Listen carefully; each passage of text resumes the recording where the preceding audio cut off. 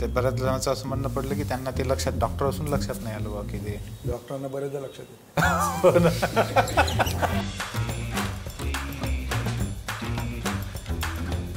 स्त्रिया पुरुषांना त्रास देतात आणि म्हणूनच पुरुषांमध्ये हार्ट अटॅकचं प्रमाण हे जास्त आहे. माणूस बेशुद्ध झालाय का दारू पिऊन पडलाय कसं ओळखायचं? बरोबर का झोपलाय तो हे कसं ओळखायचं? नाही तर तुम्ही एखाद्या झोपलेल्या माणसाला CPR चालू कराल, तो आरडाओरडा करत उठेल. म्हणजे हे आयडेंटिफाय कसं करायचं की कुणाला CPRची गरज आहे. आणि या सर्व गोष्टी आम्ही तुम्हाला शिकवू. फार काही वेळ लागणार नाही. 1-8 तासाचं लेक्चर फार आहे तुमच्यासाठी म्हणजे शिकायला. CPR घ्या, लक्षणं घ्या, अजून काय टेक्नॉलॉजी घ्या. आमच्याकडे काय आम्हाला रोजचाच अनुभव आहे याचा सगळा. अगदी किती वेळ बोलायला सांगितलं तरी आम्ही भरपूर बोलू शकतो. पण मी माझ्या पेशंटला नेहमी सांगतो की मरताना तुम्ही न्यूज ऐकता, कोण मरतो? हिरो मरतो का हिरोईन मरते? हिरो मरतो. बरोबर. नेहमी तुम्ही कुठल्याही न्यूज येतात तर त्याच्यामध्ये ऐकता की हा हिरो मेला, तो हिरो मेला. मित्रांनो नमस्कार, कसे आहात सगळे? असं नेहमीप्रमाणे विचारण्यापेक्षा आज मी तुम्हाला विचारतोय, तुमचं हृदय कसं आहे?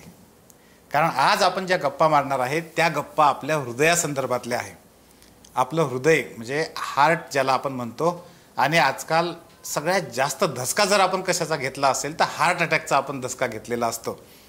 आपल्या हृदयासंदर्भातल्या सगळ्या गोष्टी ज्या आपल्या मनात खूप सारे प्रश्न असतात, त्या सगळ्या प्रश्नांची उत्तरं आपल्याला देण्यासाठी, आपल्यासोबत गप्पा मारण्यासाठी आज डॉक्टर राहुल सावंत सर आपल्यासोबत आहेत. सर, 3S पॉडकास्टमध्ये आपलं खूप खूप स्वागत. नमस्कार, धन्यवाद. हृदय म्हणजे अतिशय जवळचा आपला भाग आहे. सर, मला पहिल्यांदा हे विचारायचं आहे की अनेक लोक म्हणतात की हार्ट अटॅकचं जे प्रमाण आहे ते पुरुषांमध्ये जास्त आहे, स्त्रियांमध्ये कमी आहे. मला नेहमी असं वाटतं की हे खरंच आहे का? किंवा म्हणजे असं ऑथेंटिक कुठं मला कधी पाहायला मिळालं नाही, तर हे खरं आहे का? आणि खरं असेल तर कारण काय आहे? खूप चांगला प्रश्न आहे.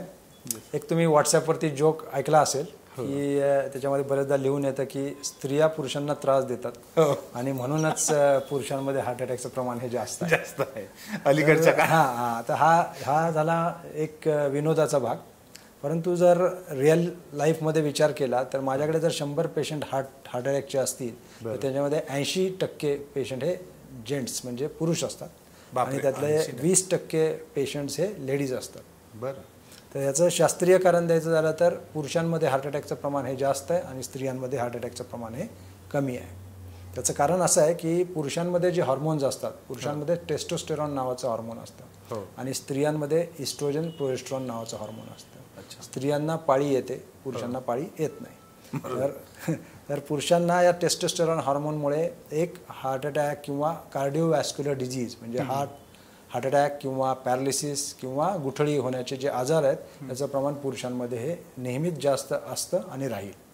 आणि स्त्रीला मला वाटतं परमेश्वराने एक देणगी दिलेली आहे असं म्हणायला हरकत नाही.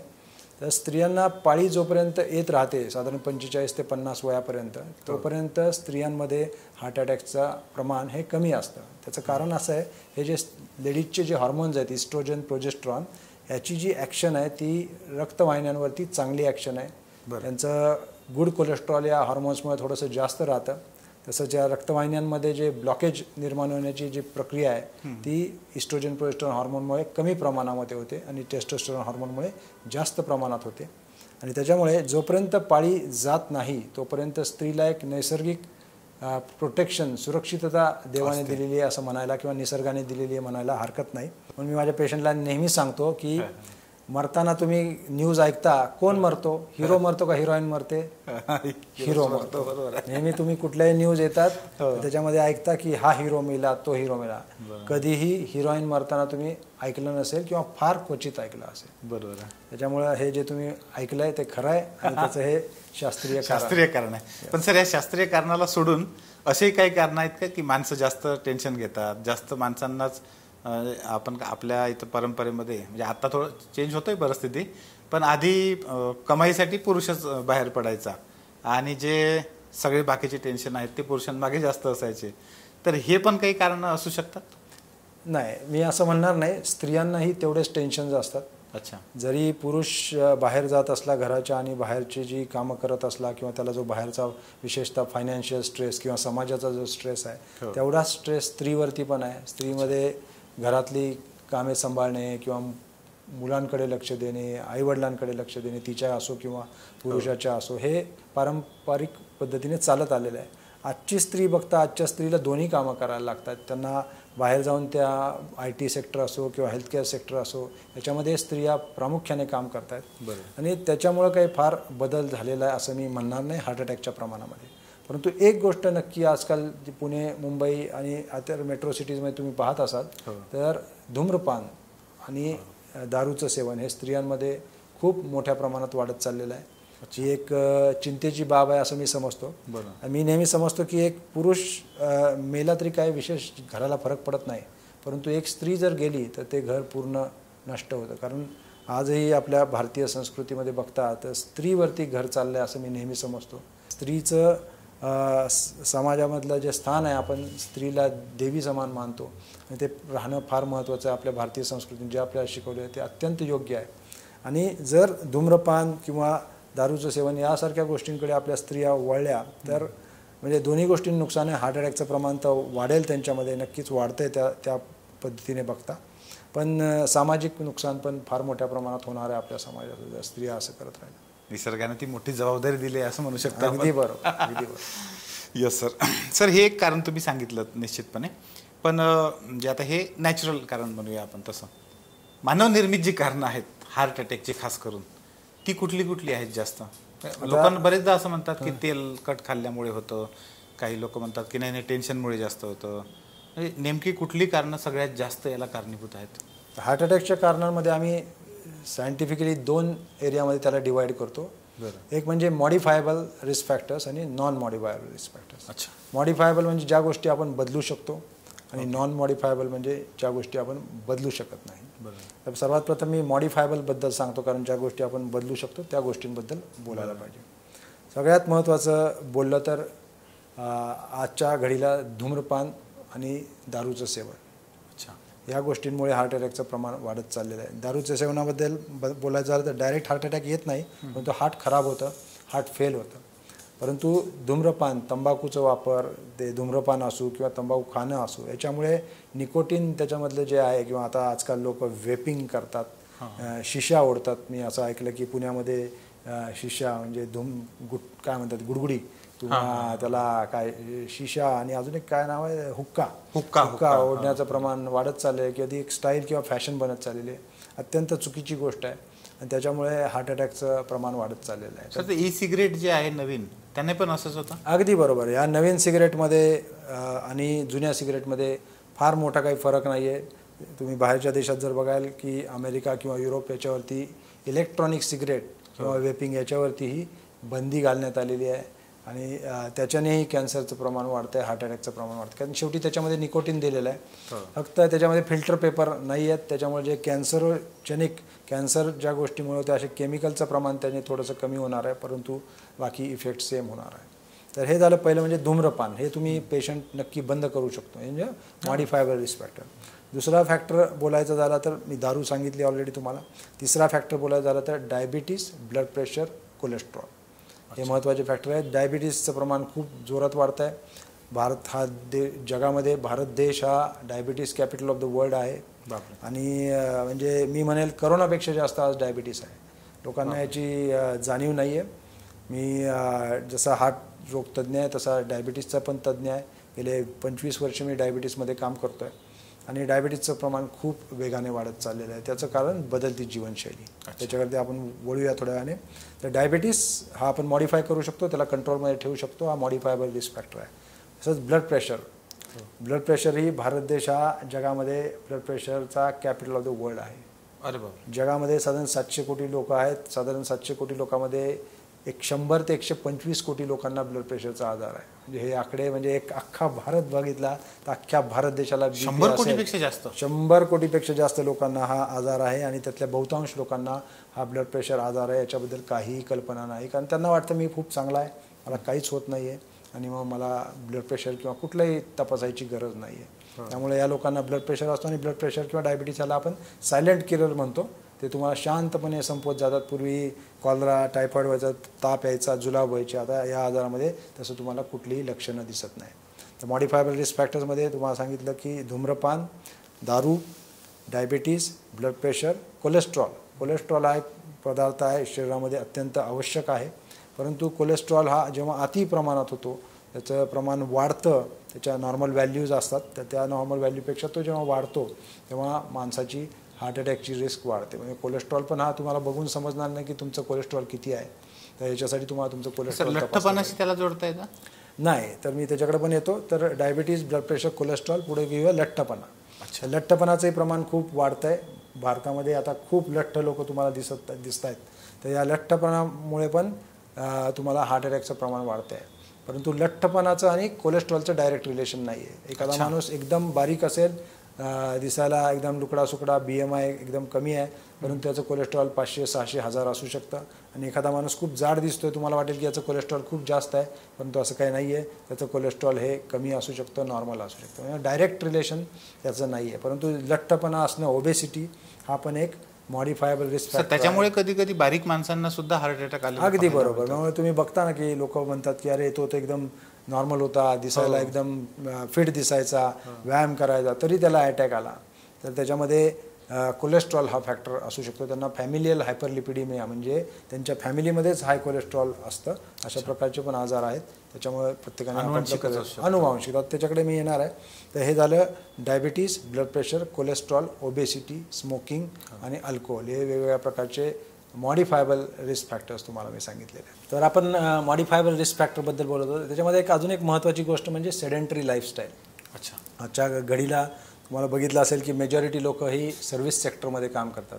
सर्व्हिस सेक्टर म्हणजे IT सेक्टर आलं, किंवा इन्शुरन्स सेक्टर आलं, किंवा ज्याच्यामध्ये इवन मेडिकल सेक्टरमध्ये आम्ही बरेच वेळेला बसून काम करतात, डॉक्टर, सिनियर डॉक्टर्स असतील तर हे जे विभाग आहे जिथे आपल्याला बसून काम करायला लागतं आणि आपल्या शरीराची विशेष हालचाल होत नाही आहे, या सेक्टर्समध्ये पण हार्ट अटॅकची रिस्क वाढत चाललेली आहे. इनफॅक्ट WHO ने म्हटलेलं आहे की स्मोकिंगची जेवढी रिस्क आहे तेवढीच सेडेंटरी लाईफस्टाईलची रिस्क आहे. म्हणजे जर बसून काम करणारा जरी तो स्मोकिंग करत नसेल तरी त्याची रिस्क ही हार्ट अटॅकची तेवढीच आहे जेवढ्या स्मोकरची आहे. त्यामुळे हे असे वेगवेगळ्या प्रकारचे मॉडिफायबल रिस्क फॅक्टर्स आहेत. आणि आता नॉन मॉडिफायबल रिस्क फॅक्टर्समध्ये थोडक्यात सांगतो. आपण जे भारतीय लोक हे जन्मताच हार्ट अटॅकसाठी हाय रिस्क प्रोन आहोत. याचं कारण साऊथ एशिया हा जो भाग आहे हिमालयाच्या खालचा, जसं इंडिया, पाकिस्तान, बांगलादेश, श्रीलंका, तर याच्यामध्ये जे जीन्स आपल्याला आहेत, आपण ब्राऊन कलरचे लोक आहेत आणि आपले जे जेनेटिक मेकअप एकसारखंच आहे. आणि आपल्याला लायपोप्रोटीन लिटिल ए नावाचा एक छोटा कोलेस्ट्रॉलचा घटक आहे, तो आपल्या देशांमध्ये जास्त प्रमाणात आढळतो. तसंच अनुवांशिक पद्धतीने पण आपली जेनेटिक रिस्क ही जास्त आहे. ते लिपिड प्रोफाईल म्हणतात ते हेच आहे का मग? हां, लिपिड प्रोफाईलमध्ये बऱ्याच प्रकारचे लिपिड्स असतात. लायपोप्रोटीन लिटिल हे हा स्पेसिफिक लिपिडचा प्रकार आहे. त्याच्याबद्दल आपण लिपिडमध्ये बोलूया. तर हा इथे जास्त प्रमाणात आढळतो आणि त्याच्यामुळे आपली हार्ट अटॅकची रिस्क नैसर्गिकरित्याच जास्त आहे. जरी आपला एखादा माणूस नॉर्मल जे काही एशियन पॅरेंट्स आहेत त्यांना अमेरिकेत जरी जन्माला आला आणि अमेरिकेतही वाढला, तरी पण त्याची ही रिस्क ही तिथल्या गोऱ्या माणसापेक्षा त्या तिथल्या जन्माला आलेल्या एशियन माणसाची रिस्क ही जास्त असते. म्हणजे हे अनुवांशिक प्रॉब्लेम आहे, हे नक्कीच आहे. दुसरं म्हणजे आपल्याकडे साऊथ एशियन असणं हा एक रिस्क फॅक्टर आहे. जसं मगाशी मी बोललो जेंट्स आणि लेडीज, तुम्ही पुरुष असाल तर तुमची नैसर्गिक रिस्क जास्त आहे हार्ट अटॅक येण्याची. स्त्रियांना रिस्क त्या मानामध्ये कमी आहे. तुमचं वाढतं वय आहे त्याला आपण काही थांबवू शकत नाही आणि वय वाढलं तर तुमची हार्ट अटॅकची रिस्क वाढणार आहे. बरोबर. हे याला आपण म्हणतो नॉन मॉडिफायबल रिस्क फॅक्टर, जे यातल्या कुठलीही गोष्ट तुम्ही चेंज करू शकत नाही, काही त्याच्याबद्दल करता येणार नाही. पण ज्या मॉडिफायबल गोष्टी सांगितल्या त्याच्याबद्दल तुम्ही नक्कीच ॲक्शन घेऊ शकता. सर, हे झाले याचे कारण, म्हणजे जे आपल्या हातात आहे, जे आपल्या हातात नाही ते तर क्लिअर आहे, जे नाही आहे ते. बरोबर. पण हे जे कारणं आहेत या कारणांना प्रतिबंध करण्यासाठी म्हणजे काय लाईफस्टाईल, तुम्ही मगाशी शब्द खूप छान उच्चारला, तर ती लाईफस्टाईल साधारण कशी असली पाहिजे? समजा काय गोष्टी त्यात मस्ट असल्या पाहिजे? आता हे सगळे प्रकार जे वाढत चाललेले आहेत, त्याला आपण क्रॉनिक डिसीजेस किंवा लाईफस्टाईल डिसीजेस असं म्हणतो. आणि याचं महत्त्वाचं कारण म्हणजे आपली जी जीवनशैली आहे ती खूप बदललेली आहे गेल्या 40 ते 50 वर्षामध्ये. तुम्ही बघाल की आता आपले ज्या पिढीचे जे लोक आहेत त्यांचे आजी आजोबा बघाल किंवा आपले आईवडील बघाल, तर त्यांचं जीवनमान एक वेगळ्या प्रकारचं होतं. प्राधान्याने आजसुद्धा आपण शेतीप्रधान देश आहे, तरी पण आपलं शहरात राहणाऱ्यांची संख्या वाढत चाललेली आहे. पूर्वी तो आकडा 80-20 असेल किंवा 70-30 असेल, आता तो 60-40कडे चाललेला आहे. तर शहरांची वाढ नक्कीच होणार आहे, कारण शहरं इन्फ्रास्ट्रक्चर प्रोव्हाइड करतात, लाईट, फॅन, तुम्हाला व्यवसाय करायला संधी, या सर्व गोष्टी मिळतात आणि एक पैसा त्याच्यामध्ये अर्थकारण येतं, तुम्हाला पैसा नियमितपणे पैसा मिळतो आणि शेतीमध्ये तसं काही होत नाही. तर प्राधान्याने अर्थकारणाकडे गेल्यामुळेच बरेचसे आजार निर्माण झालेले आहेत. तर याचा आपल्याला शहरीकरण तरी थांबवता येणार नाही किंवा ती एक काळाची गरज पण आहे. परंतु आपण ज्या पद्धतीने आपले आजी आजोबा किंवा आईवडील जगत होते त्या पद्धतीने जगणं फार महत्त्वाचं आहे. आज तुम्ही बघाल, पूर्वीची माणसं ही सकाळी लवकर उठायची, ओके, रात्री लवकर झोपायची. आज त्याच्या बिलकुल विरोधात सगळी माणसं जगतायत, सगळे उशिरापर्यंत जागतात. सकाळी उशिरा उठण्याचा पण फरक पडतो. अगदी 100%. आपलं हे शरीर किंवा निसर्ग आज सूर्यावर चालतो, म्हणून आपण या सूर्याला सूर्यदेव म्हणतो. ओके, पंचमहाभूत असं जे बोलतो, तर त्याच्यामध्ये सूर्याला देव का मानलं जातं, कारण सूर्य हा एनर्जीचा सोर्स आहे आणि आपलं शरीर हे बायोलॉजिकल क्लॉकवर चालतं. तर तुमचं बायोलॉजिकल क्लॉक जर बदललं, म्हणजे तुम्ही जर उशिरा, मी नेहमी पेशंटला सांगतो उशिरा उठायचं नाही. तुम्ही काही नका करू, 6 वाजता उठा, 7 वाजायच्या आधी उठाच. आणि काही नाही केलं तरी चालेल, जा जरा गार्डनमध्ये जा, बसा, सकाळी न्यूजपेपर वाचा, काही न करता तुम्ही जरी उठला तरी तुमची हार्ट अटॅकची रिस्क कमी होणार आहे, डायबिटीजची रिस्क कमी होणार आहे. याचं कारण शरीरामध्ये हॉर्मोन्स असतात. मगाशी सांगितल्याप्रमाणे हॉर्मोन्स हे वेगवेगळ्या प्रकारचे हॉर्मोन्स असतात. एक ॲड्रेनालिन, नॉर ॲड्रेनालिन म्हणजे स्ट्रेस हॉर्मोन्स असतात. जर तुम्ही लवकर झोपलात आणि लवकर उठलात तर तुमचे स्ट्रेस हॉर्मोनचे जी लेवल आहे ती कमी राहणार आहे आणि स्ट्रेस हॉर्मोन्सचा डायरेक्ट रिलेशन हे हार्ट अटॅकशी आहे. म्हणून माणसांनी 11च्या आत झोपावं, मी तर म्हणतो 10 वाजता झोपावं आणि पहाटे जेवढ्या लवकर उठता येईल, 4 वाजता, 5 वाजता, 6 वाजता, 7 वाजता म्हटलं तरी. अलीकडे काय झालं सर, तरुण मुलं खास करून म्हणजे उलट ते असं म्हणतात की सगळ्यांसाठी हे सूट होणार नाहीये, तुम्ही जे म्हणताय पहाटे उठा वगैरे, म्हणजे आपण जेव्हा सांगायला जातो तेव्हा. आणि आता आम्ही क्लासमध्ये एज्युकेशनमध्ये आहे, आम्ही बघतो मुलं अगदी रात्री 10 वाजताच्या पण बॅचेस करतात, पण सकाळी 8 वाजताची बॅच करायची म्हटली की कपाळावर आठ्या पडतात. कारण बऱ्याच लोकांना 8 वाजेपर्यंत उठताच येत नाही. हे म्हणजे समाजात कल्चर म्हणतो ना, आपलं कल्चर बदलत चाललेलं आहे आणि हे कल्चर बदलणंच जास्त घातक आहे. तर हा धोका जो मी आज तुम्हाला अलर्ट करतोय, हे तुमच्या माणसांना समजायला, म्हणजे समाजाला समजायला वेळ लागेल. कदाचित त्याच्यामध्ये तुमची 10, 20, 30 वर्ष जातील, परंतु त्या काळात बरीचशी लोक मरून जातील, हे आमचं भाकीत आहे. आणि जोपर्यंत समाजाला या गोष्टींबद्दल सिरियसनेस येत नाही तोपर्यंत समाज तसाच वागत राहणार आहे. म्हणजे हे पॉडकास्ट करण्यामध्ये आपला महत्त्वाचा उद्देश की लोकांना संबोधन करणे, की योग्य काय आहे, अयोग्य काय आहे. बरोबर, मी तुम्हाला संबोध देतोय, मी तुम्हाला सांगतोय की ही गोष्ट योग्य आहे, ती गोष्ट अयोग्य आहे. यातून काय बोध घ्यायचा आहे तुमच्यावरती अवलंबून आहे. मी एक त्यातला तज्ज्ञ आहे, गेले 25-30 वर्ष मी दवाखान्यात काम करतो आणि जे मला त्यातून समजलं त्याबद्दल मी तुम्हाला सांगतोय. तर तुम्हाला हे ऐकायचंच नसेल तर याचे परिणाम तुम्हालाच भोगायला लागणार आहेत, मला नाही भोगायला लागणार. आणि त्याचं लिंक हेल्थशी आहे, हार्ट अटॅकशी आहे, सगळ्या गोष्टींशी आहे, तुमच्या सक्सेसची आहे. तर तुम्ही लवकर उठाल आणि लवकर झोपाल तर तुम्ही जास्त सक्सेसफुल होणार आहे. तुम्हाला डायबिटीज, ब्लड प्रेशरचं प्रमाण हे कमी असणार. तर जेव्हा चालण्याचा विषय येतो, काही लोक म्हणतात की हळू सावकाश चाललं पाहिजे, काही लोक सांगतात की नाही नाही खूप फास्ट, जेवढा फास्ट होईल तेवढा फास्ट. हे नेमकं किती, म्हणजे 1 किलोमीटर साधारणतः किती वेळामध्ये एखाद्यानं पार केलं पाहिजे? तर ॲज अ डॉक्टर म्हणून आम्ही तुम्हाला कधीच सांगत नाही की किती फास्ट चाला. तुम्ही बघितलं असेल की कुठलाही डॉक्टर तुम्हाला हे सांगणार नाही की एवढं फास्ट चाला. आम्ही काय म्हणतो की तुमच्या परीनं चाला. प्रत्येक माणूस वेगळा आहे. तुम्ही जर तरुण असाल, तुमच्यात कॅपॅसिटी आहे, तर तुम्ही फास्ट नक्की चाला, जेणेकरून थोडा घाम येईल तुम्हाला, अशा पद्धतीने चाला. परंतु एखादा माणूस वयस्कर आहे आणि त्याला चालायला प्रॉब्लेम आहे, तर आम्ही त्याला म्हणतो की तुझ्या पद्धतीने, तुझ्या ज्या स्पीडने तुला जमेल तेवढ्या स्पीडने चाल. आम्ही फक्त एवढंच म्हणतो की तू नक्की चाल. अच्छा, चालणं महत्त्वाचं आहे. तुम्ही काय स्पीडने, कारण आज अशी परिस्थिती आहे. ऑब्व्हियसली मी म्हणेल की एखादा माणूस तरुण आहे, फिट आहे आणि त्याला चालता येतं, तर त्याने नक्की ब्रिस्क वॉक घेतला पाहिजे. अगेन त्याला स्पीड देता येणार नाही, त्याच्या दृष्टीने त्याला जसं जमतं आहे तसं. कारण चालण्यात पण काय आहे की पहिलं तुमचं स्टॅमिना किती आहे त्याच्यावरती आहे, तुमची सवय किती आहे त्याला लागली. तुम्हाला व्यवस्थित चालायची सवय असेल तर तुम्ही फास्ट चालू शकाल. तुम्ही कधीच चालतच नसाल तर तुम्हाला एवढं फास्ट चालणं जमणार नाही, जड जाणार आहे. तर तुम्ही जशी सवय होईल तसा तुमचा स्पीड तुम्ही अल्टर करू शकता, फास्ट चालू शकता. पण चालायला पाहिजे. चालायला पाहिजे, लवकर उठायला पाहिजे, बैठं काम असेल तरी तुम्ही ॲक्टिव्हिटी करण्याचा प्रयत्न केला पाहिजे. मी IT सेक्टरच्या लोकांना म्हणतो की, आणि IT मध्ये पण तुम्ही बघितलं असेल त्यांना स्टँडिंग टेबल्स दिले जातात. मी त्यांना सांगतो की तुम्हाला जर कॉल घ्यायचा आहे एखादा, तर कॉलमध्ये तुम्ही तुमच्या रूममध्येच फिरता फिरता कॉल घ्या.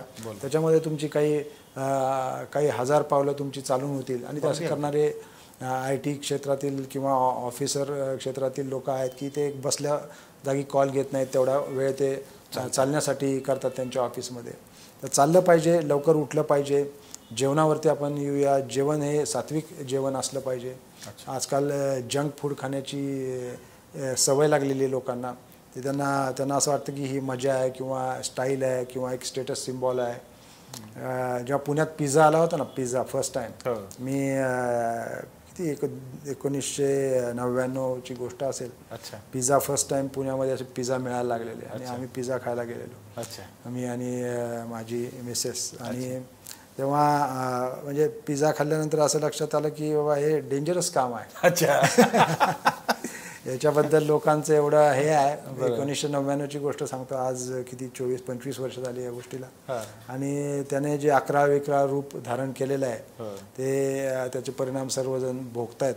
तेव्हा आय थिंक कुठला पिझ्झा हट, मॅकडोनाल्ड्स अशा गोष्टी जस्ट पुण्यामध्ये येऊ घातलेल्या आणि त्याच्यामुळे प्रचंड नुकसान आपल्या समाजाचं झालेलं आहे. पिझ्झा एक उदाहरण झालं. कुठलंही फॅटी फूड याच्यामध्ये कोलेस्ट्रॉल किंवा फॅटचं प्रमाण हे जास्त. फॅटी फूड म्हटलं की लोकांना पहिल्यांदा तुपाविषयीचे खूप गैरसमज आहेत असं मला वाटतं. बरोबर. अलीकडे लोक बरेच जण असं म्हणतात नाही तूप खाणं चांगलं आहे. सिच्युएशन काय आहे? हा पण एक अत्यंत आता मी काल परवा आहे ना SP कॉलेजच्या ग्राउंडला एक प्रदर्शन लागलं होतं. तिथे गेलो आणि तिथे एक मला वाटते कृषी महाविद्यालयाचाच एक स्टॉल होता. त्याच्याकडे तुपाचं हे होतं. मग मी सहज त्या मॅडमशी जरा बोललो, चर्चा केली. त्या मॅडम म्हणाल्या की हे आमचं गीर गाईचं तूप आहे आणि हे म्हणजे हृदयासाठी अतिशय उत्तम आहे. तुम्हाला जेवढं जास्त खाता येते तेवढं खाल्लं पाहिजे. मला थोडं नवल पण वाटलं. काय सिच्युएशन आहे? तर थोडंसं इथे काय होतं, आयुर्वेद जे सांगतं की त्याच्यामध्ये तूप खा असं सांगितलं जातं. आणि त्याच्यामुळे लोकांना असं एक मनावरती बिंबवलं गेलं आहे की तूप खाणं हे चांगलं असतं. परत मी तुम्हाला सांगतो की आपली लाईफस्टाईल, जीवनशैली पूर्वीच्या काळी काय होती, आपले आजोबा काय जगत होते आणि तुम्ही आज काय जगताय, सगळ्यात महत्त्वाचं ते बदल झालेला आहे. तुम्ही जर तूप खाऊन शेतात कामाला जाणार असाल, तुम्ही तूप खाऊन जर दिवसभर माती खाणार असाल तर मला त्याचं काही ऑब्जेक्शन नसणार. नक्की खायला पाहिजे. नक्की खा. तुम्ही दिवस रात्र काम करताय, मेहनत करताय, खड्डे खणताय, झाडं लावताय आणि मातीचं काम करताय, लेबर काम, नक्की कष्टाचं काम करताय, नक्की खा. आज मेजॉरिटी 40% जी जनता शहरामध्ये राहते आहे ते कष्टाचं कुठलंही काम करत नाही आहेत. त्यांनी तूप खाणं कितपत योग्य आहे तुम्हीच मला सांगा. लोक म्हणतात की गीर गाईचं तूप आहे, म्हशीचं तूप आहे, शेळीचं तूप आहे किंवा गाईचं तूप आहे. दूध हे दूध, तूप ते तूप. तूप दूध होऊ शकत नाही, तूप ताक होऊ शकत नाही, तूप दही होऊ शकत नाही. बरोबर. त्याची जी केमिस्ट्री आहे, आपण सायन्सचे विद्यार्थी आहोत. तुपाची केमिस्ट्री तुपाचीच केमिस्ट्री असणार आहे. ती म्हणजे चक्क्याची होऊ शकत नाही किंवा श्रीखंडाची होऊ शकत नाही. जेव्हा तुम्ही या प्रत्येक ॲनिमलचं जे जनावराचं जे दूध आहे त्याच्यामध्ये डिग्रीला फरक पडणार आहे. कुणाचं फॅट अमाऊंट जास्त आहे, म्हशीमध्ये फॅट जास्त आहे, गाईमध्ये कमी आहे. हे मी मान्य करतो की गाईमधले फॅटचं प्रमाण हे कमी असणार आहे, म्हशीच्या दुधामध्ये फॅटचं प्रमाण जास्त आहे. तर रिलेटिव्ह आहे. परंतु ताकातलं फॅटचं प्रमाण हे तुपाच्या फॅटच्या प्रमाणाशी हे होऊ शकत नाही. तर आता प्रश्न असा आहे की तूप हे चांगलं आहे का? मी म्हणेन जोपर्यंत तुमचं बाळ मोठं होतं आहे आणि 18 वर्षापर्यंत त्याची वाढ चालू आहे, शरीर वाढतं आहे, ते पण उंची वाढते आहे आणि बाळ चांगला खेळतो आहे, तर मी नक्की म्हणेल की त्याला दूध, तूप, दही, ताक सगळं द्या, खायला वाटेल ते द्या. पण आजकालची बाळं तुम्ही बघाल तर ती उंचीनं कमी आणि रुंदीनं जास्त वाढतात. आजकाल जाड मुलांची संख्या वाढत चाललेली आहे आणि ही एक धोक्याची सूचना आहे तुम्हा सर्वांना. हे चांगलं असतं की वाईट असतं? तर तूप म्हणतो आपलं कोलेस्ट्रॉलमध्ये बऱ्याच प्रकारचे कोलेस्ट्रॉल असतात मगाशी सांगितल्याप्रमाणे. तर LDL is bad cholesterol, low density lipoprotein. LDL short form आहे, त्याला आपण बॅड कोलेस्ट्रॉल म्हणतो. तसंच HDL म्हणजे high density lipoprotein is a good cholesterol. Okay. आणि बॅड कोलेस्ट्रॉलचे अजून बरेच कोलेस्ट्रॉलचे प्रकार आहेत, जसं ट्रायग्लिसराईड झालं जे तुपामुळे खूप वाढत आहे किंवा मटण खाल्ल्यामुळे खूप वाढत आहे. तर ट्रायग्लिसराईड, VLDL, नंतर कायलोमायक्रॉन्स, नंतर LDL, असे बरेच काही प्रकार टेक्निकल गोष्टी आहेत. तर या काही आपल्या श्रोत्यांना सांगण्यात पॉईंट नसतो. आम्ही तुम्हाला फक्त नेहमी सांगतो good cholesterol, bad cholesterol. Good cholesterol म्हणजे HDL आणि बाकी सगळे राहिले. मटणाचं सांगितलं, मांसाहारी लोकांना पण जास्त धोका. यस, तर मटणामुळे बॅड कोलेस्ट्रॉल वाढत आहे. आणि चिकन किंवा मासे जे आहेत त्याला आपण लीन मीट म्हणतो किंवा व्हाईट मीट म्हणतो. तर त्या व्हाईट मीटमध्ये कोलेस्ट्रॉलचं प्रमाण, फॅटचं प्रमाण हे कमी असतं. म्हणून आम्ही पेशंटना सांगतो की बाबा तुम्हाला नॉनव्हेज फूड आवडतं आहे, खायचं आहे, तर तुम्ही चिकन मासे खा.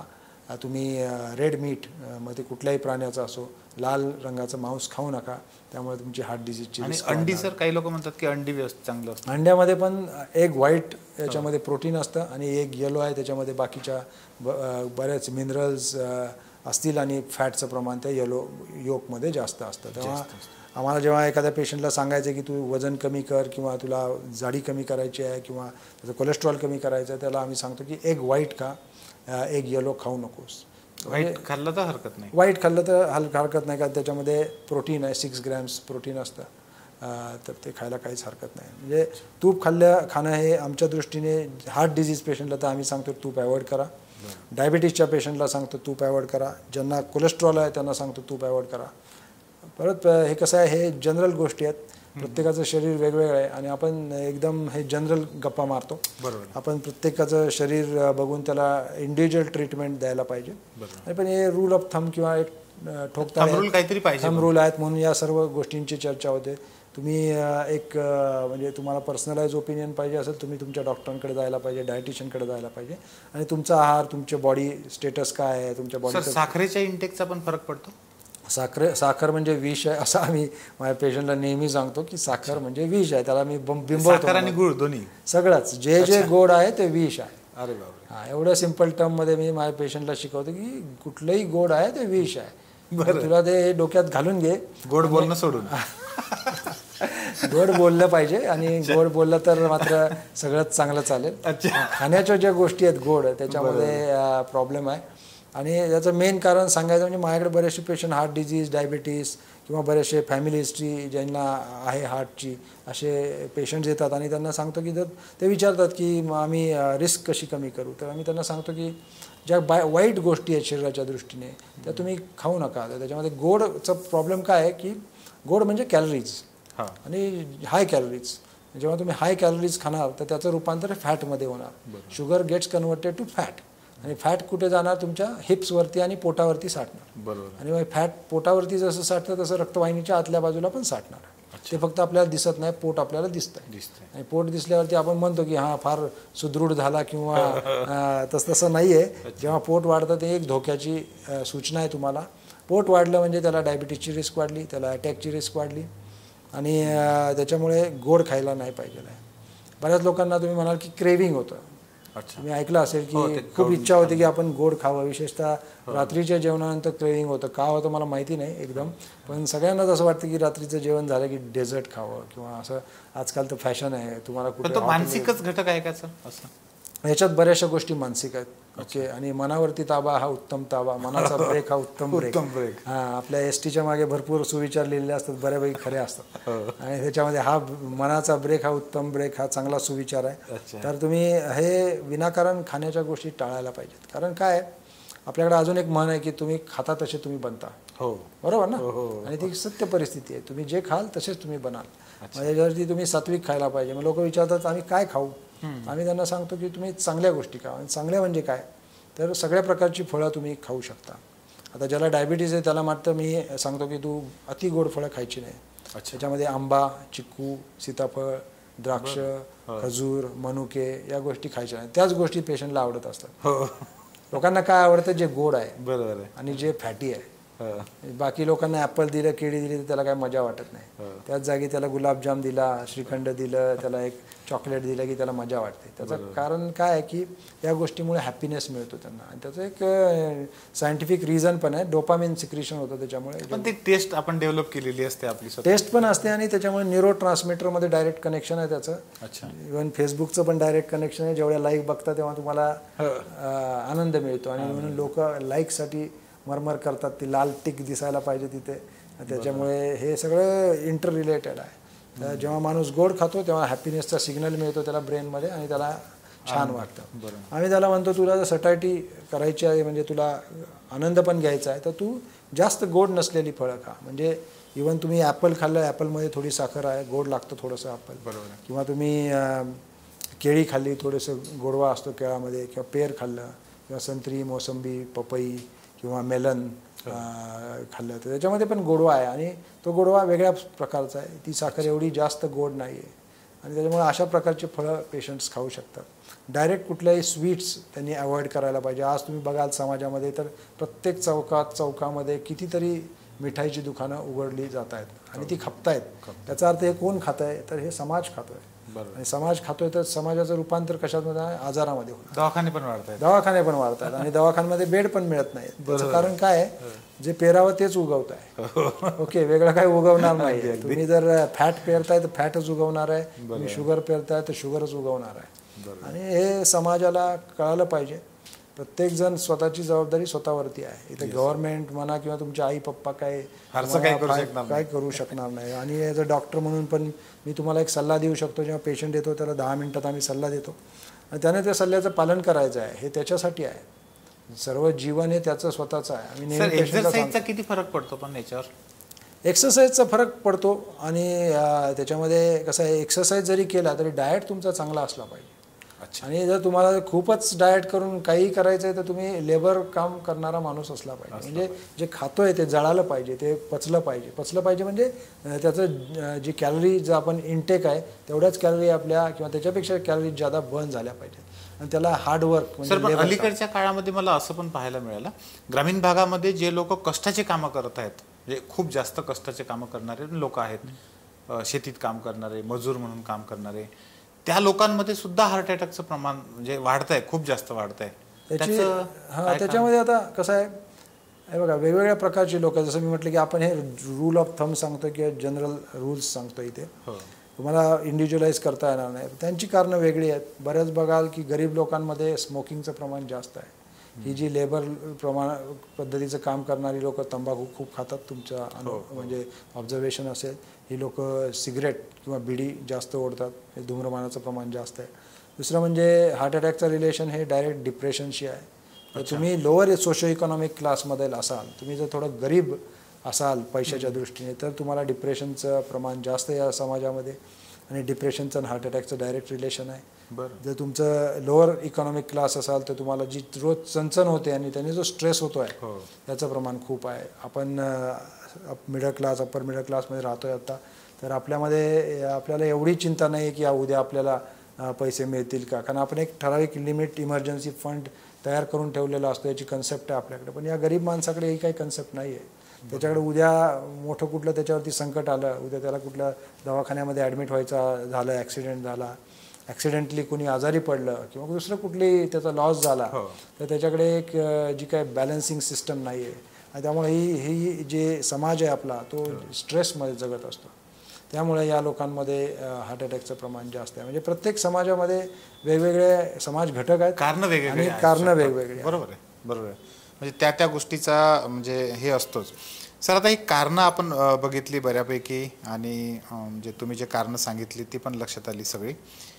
लाईफस्टाईल कशी असायला पाहिजे हे पण आपण बघतोय. पण समजा यदा कदाचित हे सगळं करून सुद्धा मला असं वाटतंय की आपल्याला पुढे हार्ट अटॅक होऊ शकतो का हे एखाद्याला पाहायचं आहे. आता काही जाणवत नाही मला काही चालताना धाप लागत नाही आहे, छाती दुखत नाही आहे माझी, पण तरी मला चेक करायचं आहे की मला पुढे हार्ट अटॅकची रिस्क किती आहे.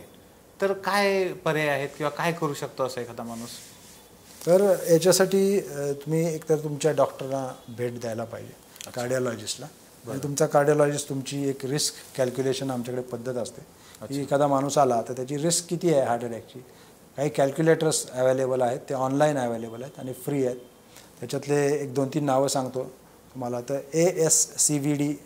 ASCVD अच्छा. Atherosclerotic cardiovascular disease, ASCVD risk calculator तुम्ही गुगलमध्ये टाकू शकता. हा कॅल्क्युलेटर तुम्हाला ओपन आहे, फ्रीली अवेलेबल आहे.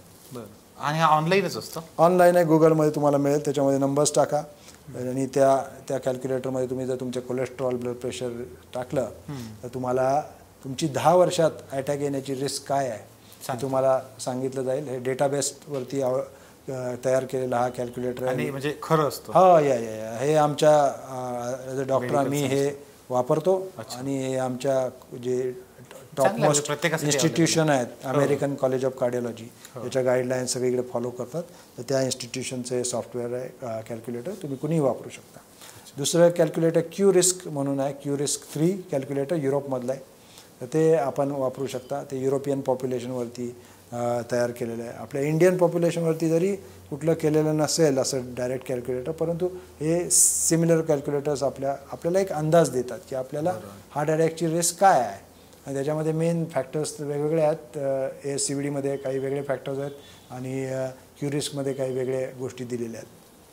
तर हे कॅल्क्युलेटर परिपूर्ण आहेत असं मी म्हणणार नाही, कारण तुम्हाला प्रत्येक इंडिव्हिज्युअल वेगळा आहे आणि सगळ्यांना एक रूल असणार नाही. तर तुम्ही तुमच्या कार्डिओलॉजिस्टकडे जा. आता समजा माझ्याकडे एखादा पेशंट आला की त्याला माहिती पाहिजे की त्याची रिस्क काय आहे. तर बरेचदा आजकाल या न्यूज ऐकून लोक येतात चेकअप करायला, किंवा त्यांच्या फॅमिलीमध्ये कुठली घटना घडलेली असते, किंवा वडिलांना अटॅक आलेला असतो, अशा कारणामुळे लोक येतात. मग तेव्हा आम्ही हे त्यांचे बेसिक टेस्ट करतो. त्याच्यामध्ये आम्ही त्यांचं heart rate, blood pressure, sugar, cholesterol, general checkup करतो. त्यांचा 2D एको आणि स्ट्रेस टेस्ट करतो आणि त्याच्यातून आम्ही अंदाज घेतो की त्याला आत्ता सध्या काय हार्ट अटॅक म्हणजे ब्लॉकेजची रिस्क किती आहे याचा अंदाज येतो. त्याच्यानंतर समजा आम्हाला काही वाटलं त्याच्यातून, तर पुढे जाऊन त्याची करोनरी अँजिओग्राफी किंवा CT करोनरी अँजिओग्राफी याच्यासारख्या टेस्ट आम्ही त्याला रिकमेंड करतो. सगळ्याच पेशंटला या टेस्ट रिकमेंडेड नसतात.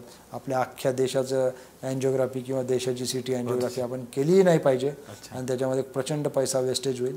आणि या सगळ्या इकॉनॉमिक मॉडेलवरती ठरवलं जातं की कुणाची कुठली टेस्ट करायची, प्लस सायंटिफिक मॉडेल्स असतात. त्या मॉडेलमध्ये आम्हाला ट्रेनिंग दिलेलं असतं की कुठल्या पद्धतीमध्ये कुठली टेस्ट याचा तुम्ही अवलंब केला पाहिजे. आजकाल काय झालं आहे, डायग्नॉस्टिक सेंटरची संख्या आणि तो धंदा झाला आहे, बिझनेस झाला आहे. तर तसं न करता तुम्ही तुमच्या कार्डिओलॉजिस्टकडे जा, योग्य डॉक्टरचा सल्ला घ्या. आणि कार्डिओलॉजिस्ट आजकाल सर्व देशामध्ये बऱ्याच कार्डिओलॉजिस्ट अवेलेबल आहेत. ECG पण करतात बरेचदा? ECG पण केला जातो. यस, ECG एक बेसिक टेस्ट आहे. ECG मधून तुम्हाला काही अटॅकची रिस्क आहे की नाही हे कळणार नाही. ECG मध्ये फक्त आत्ता या घडीला तुमची काय परिस्थिती आहे एवढं त्यातनं कळतं. आणि एक बेसिक टूल आहे, त्याचे वेगवेगळे फायदे आहेत किंवा डाऊन साईड्स पण आहेत की ज्यातनं काही कळत नाही असं. तर या सगळ्या टेस्ट आम्ही करतो आणि मग असेसमेंट करतो आणि मग त्या माणसाला सांगतो की तू वर्षाने आमच्याकडे परत ये किंवा 2 वर्षाने किंवा काय वॉटेवर त्याची जी रिस्क असेल त्याच्याप्रमाणे. आणि ते अँजिओप्लास्टी नेमकं कोण्या याच्यात केली जाते मग सर? तर जेव्हा एखाद्या पेशंटला अटॅक येतो, हार्ट अटॅक येतो, आणि तेव्हा मात्र तुम्हाला अँजिओप्लास्टी करणं काइंड ऑफ बंधनकारकच असतं आणि डॉक्टरलाही ते बंधनकारक आहे, नाही तर पेशंटच्या जीवाला धोका होतो. नेमकं काय करतात सर अँजिओप्लास्टीमध्ये? अँजिओप्लास्टी म्हणजे कसं असतं की रक्तवाहिन्या ज्या 3 महत्त्वाच्या रक्तवाहिन्या आहेत, हृदयाला 3 महत्त्वाच्या रक्तवाहिन्या सप्लाय करतात आणि या रक्तवाहिनीमधून हृदयाला रक्तपुरवठा केला जातो. आणि ही जी प्रोसेस आहे, जेव्हा हृदय या 3 रक्तवाहिन्यांवरतीच चालतं, त्याच्यातून त्याला ऑक्सिजन, शुगर आणि फॅटी ॲसिड सगळं जो काही त्याचं फ्युएल आहे, इंधन, ते मिळत असतं. तर हे इंधन लाईन जर ब्लॉक झाली, सप्लाय लाईन, तर हृदय जगणार नाही. म्हणजे एखाद्या रक्तवाहिनीमध्ये, मेन रक्तवाहिनीमध्ये जर ब्लॉकेज तयार झालं तर ती रक्तवाहिनी बंद पडते आणि तिथला एरिया हा डेड व्हायला लागतो, मरून जायला लागतो. यालाच हार्ट अटॅक म्हणतात. आणि जेव्हा ही रक्तवाहिनी अचानक बंद होते त्याला ॲक्यूट हार्ट अटॅक म्हणतात. की रक्तवाहिनी हळूहळू बंद झाली तर त्याला वेगळी परिस्थिती होते, परंतु अचानक हार्ट अटॅकमध्ये रक्तवाहिनी अचानक गुठळी तयार होऊन किंवा तिथे जे ब्लॉकेज असतं त्याच्यावरती गुठळी तयार होते आणि मग अटॅक येतो. जेव्हा आमचं जॉब काय आहे की as a doctor, angioplasty doctor आहे मी, तर आमचं काम काय आहे की जेव्हा हार्ट अटॅक येतो तेव्हा ताबडतोब 60 मिनिटाच्या आत ती रक्तवाहिनी आपल्याला उघडायची आहे. जर 60 मिनिटाच्या आत ही हार्ट अटॅक आलेल्या पेशंटची रक्तवाहिनी उघडली तर आपण त्या माणसाचा जीव वाचवू शकतो.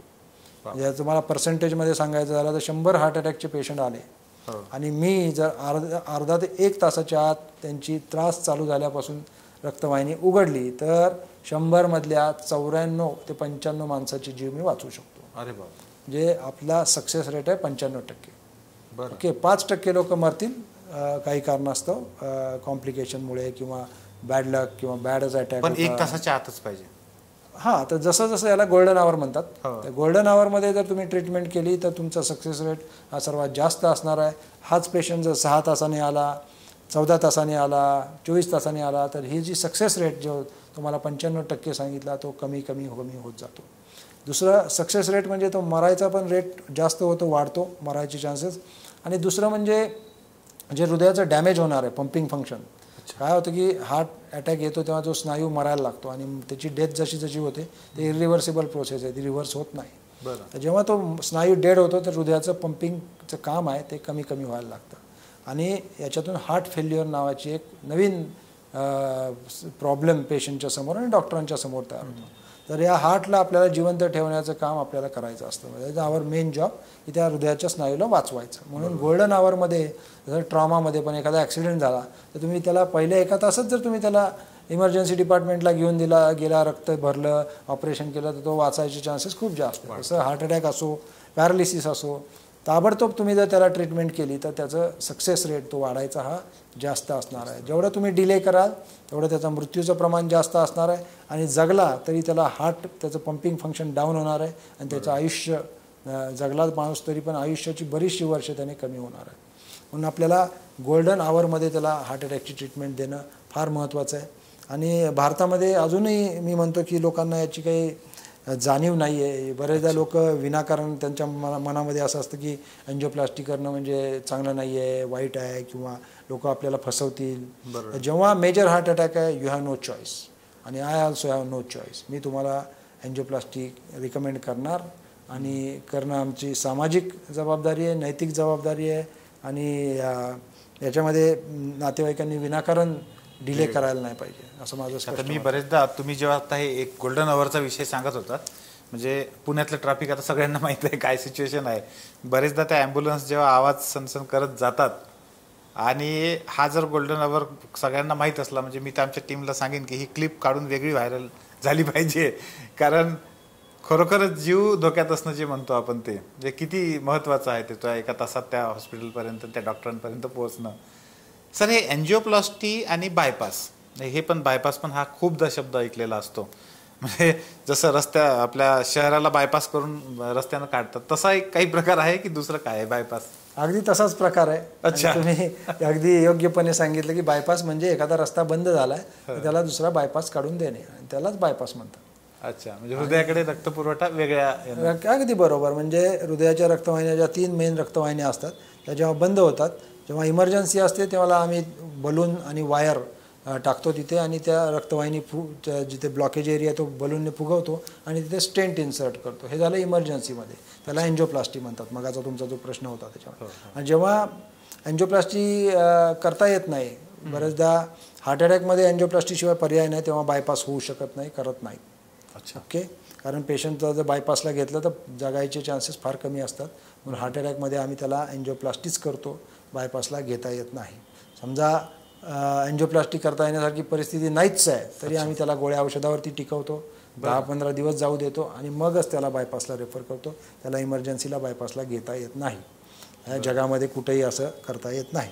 तर बायपास कधी होते तर एखाद्या माणसाची आम्ही एन्जिओग्राफी केली, त्याला छातीत दुखतं आहे, दम लागतो आहे किंवा त्याची स्ट्रेस टेस्ट पॉझिटिव्ह आलेली आहे, तर अशा वेळेला किंवा माइल्ड हार्ट अटॅक आहे आणि आपण एन्जिओग्राफी केली आणि त्याच्या बऱ्याचशा रक्तवाहिन्या बंद आहेत, 3 रक्तवाहिन्यामध्ये भरपूर ब्लॉकेजेस आलेले आहेत, बरेचसे स्टेंट लागणे इतकी परिस्थिती. अशा वेळेला स्टेंटच्या ऐवजी आपण त्याला बायपास रिकमेंड करतो. बायपास म्हणजे काय असतं की जी रक्तवाहिनी बंद आहे त्याला अल्टरनेटिव्ह रूट काढून देणे. जसं शहरात रक्त बंद आहे तर त्याला अल्टरनेटिव्ह तुम्ही बायपास रस्ता काढता, तसंच इथे 2 रक्तवाहिन्या असतात त्याला मॅमरी आर्टरीज म्हणतात, ज्या आपल्या चेस्ट एरियाला किंवा ब्रेस्ट एरियाला सप्लाय करतात. या एरियाच्या आर्टरीज डायव्हर्ट केल्या जातात आणि जो एरिया बायपास करायचा आहे, ब्लॉकेज बायपास करायचं, त्याच्या खालच्या बाजूला त्या नेऊन टेकवल्या जातात, तिथे शिवल्या जातात आणि जो अल्टरनेटिव्ह रक्तासाठी एक रस्ता काढून दिला जातो, त्यालाच बायपास म्हणतात. आता सर पुढचा प्रश्न हसण्याचा आहे, पण म्हणजे मला खरंच कधी कधी नवल पण वाटतं या गोष्टीचं.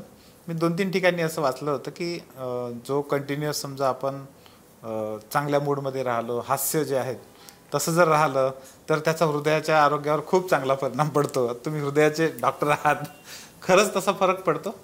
अगदी बरोबर, तुम्ही जे ऐकलंय त्याच्यात काहीच चुकीचं नाहीये. अच्छा. आणि मी मगाशी एक उल्लेख केला की जेव्हा माणूस नाराज असतो, डिप्रेस्ड असतो, त्याला जगामध्ये इंटरेस्ट कमी वाटतो, डल वाटतं, तर त्याच्यामुळे हार्ट अटॅकची रिस्क वाढते. कारण परत हे हॉर्मोन्सशी रिलेटेड आहे. हॅपी हॉर्मोन्स हा शब्द तुम्ही ऐकला असेल. तुम्ही हसता, आनंदी राहता, म्हणजे तुमच्या हॅपी हॉर्मोन्सची लेवल वाढते. आणि जेव्हा तुम्ही नाराज असता तेव्हा तुमच्या हॅपी हॉर्मोन्सची लेवल ही कमी होते. हॅपी हॉर्मोन्स म्हणजे काय? स्ट्रेस हॉर्मोन्स ज्याला म्हणतात. तर तुम्ही नाराज असाल तर तुमचे स्ट्रेस हॉर्मोन, ॲड्रेनलिन, नॉरॲड्रेनलिन लेवल वाढणार आहे. आणि जेव्हा तुम्ही हॅपी असता तर तुमची डोपामिनची लेवल वाढणार आहे. म्हणून लोक तुम्हाला म्हणतात की हसत राहा, आनंदी राहा, आणि त्याच्यामुळे हार्ट अटॅकची रिस्क कमी होणार आहे. शास्त्रीयदृष्ट्या खरं आहे. हे शास्त्रीयदृष्ट्या अगदी खरं आहे. तुम्ही आनंदी राहा. काय जरी तुमच्यावरती वाईट प्रसंग आले, चॅलेंजेस आले, तरी तुम्ही आनंदी राहा. याच्याने तुमची हार्ट अटॅकची रिस्क कमी होणार आहे. आणि म्हणून तुम्ही बघता की मूवीमध्ये पण दाखवलं झालं की अचानक स्ट्रेसफुल घटना घडते किंवा तो माणूस नाराज असतो आणि मग त्याला अटॅक येतो. हे खरं आहे. हे शास्त्रीयदृष्ट्या हे ऑब्झर्वेशन्स खरे आहेत आणि त्याला शास्त्रीय कारणं पण आहे. सर, जेव्हा एखाद्याला अचानक हार्ट अटॅक येतो तेव्हा आपण ज्याला CPR देणं म्हणतो, तर ते CPR देणं म्हणजे नेमकं काय असतं आणि त्याला किती फरक पडतो? तर CPR म्हणजे काय? Cardio pulmonary resuscitation. कार्डिओ म्हणजे हार्ट, पल्मनरी म्हणजे लंग, आणि रिससिटेशन म्हणजे रिवाईव्ह करायचं. याचा अर्थ झाला CPR, cardio pulmonary resuscitation. CPR कधी द्यायचा? तर एखादा माणूस जेव्हा त्याचा हार्ट बंद पडतं तेव्हा त्याला CPR द्यायचा असतो. हार्ट कशामुळे बंद पडेल? हार्ट कशामुळेही बंद पडू शकतं. ओके, हार्ट अटॅक हे एक सगळ्यात महत्त्वाचं कारण झालं. परंतु हार्ट बंद पडण्याची बरीच कारणं आहेत. एखादा प्रेमात पण पडला आणि अचानक त्याचं हार्ट पण बंद पडू शकतं. एखाद्याची मुलगी पळून गेली, त्याचं हार्ट बंद पडू शकतं. किंवा एखाद्याला खूप ब्लिडिंग झालं कुठल्याही कारणाने, ॲक्सिडेंट झाला, त्याच्यामुळे त्याचं हार्ट बंद पडू शकतं. खूप जुलाब झाले, हार्ट बंद पडू शकतं. बॅड न्यूमोनिया झाला, हार्ट बंद पडू शकतं. बर्न झाला, हार्ट बंद पडू शकतं. इलेक्ट्रिक शॉक लागला, म्हणजे कुठलाही तुमचा मृत्यू करायचं तर हार्ट बंद पडलं पाहिजे. त्याच्याशिवाय माणूस तुम्ही मरणारच नाही. तर त्याच्यासाठी प्रत्येक गोष्टीतनं जेव्हा माणसाला मरायचं आहे तेव्हा त्याचा हार्ट बंद पडणार आहे. ओके, आणि जेव्हा हे हार्ट बंद पडतं तेव्हा आमच्यासारख्या माणसाचं काम आहे हार्ट चालू करायचं. ओके, तर सगळ्यात कॉमन जी गोष्ट आहे ती म्हणजे हार्ट अटॅक. आणि हार्ट अटॅक ही अशी गोष्ट आहे जी आपण रिवाईव्ह करू शकतो. मगाशी मी जसं सांगितलं, जर मला कुठलेही 100 पेशंट द्या, मी 95% त्यांना सक्सेस देईल, माझी गॅरंटी आहे. बिकॉज आय एम ट्रेंड, आणि तेवढं आपले काम आहे. गेले 30 वर्ष आम्ही तेच करतोय, हार्ट चालू करणे, CPR देणे. तर जेव्हा हार्ट अटॅक येतो आणि हार्ट बंद पडतं तर बेसिकली काय होतं, त्याचा हार्ट फिब्रिलेट करतं, असं त्याला हालायला लागतं. जेव्हा फिब्रिलेशन होतं तर त्याला 2 गोष्टी लागतात. एक तर ते हार्टला आपल्याला इलेक्ट्रिक शॉक द्यायला पाहिजे, आणि दुसरं म्हणजे त्याला जोपर्यंत ते चालू होत नाही तोपर्यंत त्याला रिससिटेट करायला पाहिजे, CPR द्यायला पाहिजे. CPR म्हणजे काय? बेसिकली हार्टला मसाज द्यायचा आहे, आणि जोपर्यंत हार्ट चालू होत नाही तोपर्यंत त्याला आर्टिफिशियली पंप करायचा, आणि त्यातनं हार्ट मधनं ब्लड बाहेर काढायचं आहे आणि ते मेंदूला पोचवायचं आहे. त्यालाच म्हणायचं CPR. ओके, आणि धक्का देऊन गाडी चालू करणं. धक्का देऊन गाडी चालू करायची बस. आणि धक्का देऊन गाडी चालू करायची आणि अपेक्षा करायची की धक्का दिलेली गाडी परत चालू राहील. आता हे नैसर्गिक गोष्टींवरती अवलंबून आहे की धक्का दिलेली गाडी चालू राहील की नाही. तर आमचं काम आहे की धक्का देणे, योग्य वेळी धक्का देणे, योग्य प्रकारे धक्का देणे, आणि याला म्हणायचं CPR टेक्निक. आणि हे CPR टेक्निक आम्ही आमच्या क्लिनिकला शिकवतो. माझ्या फाउंडेशनचं नाव आहे की हृदयमित्र फाउंडेशन, आणि आमच्या क्लिनिकचं नाव आहे हृदयमित्र कार्डिया क्लिनिक. आम्ही रेग्युलरली CPR टेक्निक हे शिकवतो. आम्ही 15 ते 20 मुलांची बॅच घेतो, आणि त्यांना आत्तापर्यंत तरी आम्ही फ्रीमध्ये CPR शिकवत आलेलो आहे. आमच्याकडे मॉडेल्स आहेत, त्याचे डमी असतात, त्या एक्सपेन्सिव्ह असतात. एका डमीची किंमत 3 लाख रुपये, आणि आम्हाला त्यांना शिकवायला कमीत कमी 1.5 ते 2 तासाचा कालावधी या मुलांना आम्ही मुलींना करायला देतो. सर, याच्यामध्ये कोणीही सहभागी होऊ शकतो? कुठलाही माणूस सहभागी होऊ शकतो. CPR कोणीही कुणाला देऊ शकतो. CPR वरती लिगल तुम्हाला कोणीही प्रश्न विचार नाही की याला CPR देऊन तुम्ही काय वाचवलं किंवा वाचवलं नाही. CPR हा जगामध्ये तुम्ही कुठल्याही देशात देऊ शकता. त्याला तुम्हाला कुठल्याही लायसन्सची सुद्धा आवश्यकता नाही. ओके, म्हणजे हा जीवन मरणाचा प्रश्न आहे. आणि CPR जर दिला तर तुम्ही त्या माणसाचा जीव वाचवू शकता. तर जेव्हा एखादा 100 माणसं आहेत, 100 माणसाचं हार्ट बंद पडलं तर भारतामध्ये हे कार्डियक अरेस्ट म्हणतात, त्याला हार्ट बंद पडणं म्हणजे कार्डियक अरेस्ट. जेव्हा हार्ट अरेस्ट होतो, कार्डियक अरेस्ट होतो, तेव्हा 100 मधली भारतामध्ये 5% किंवा 10% लोकसुद्धा जगू शकत नाही, कारण तू बऱ्याचशा लोकांना CPR देता येत नाही. त्याला म्हणायचं बाय स्टँडर्ड CPR, म्हणजे आजूबाजू असलेल्या माणसाने CPR देणं.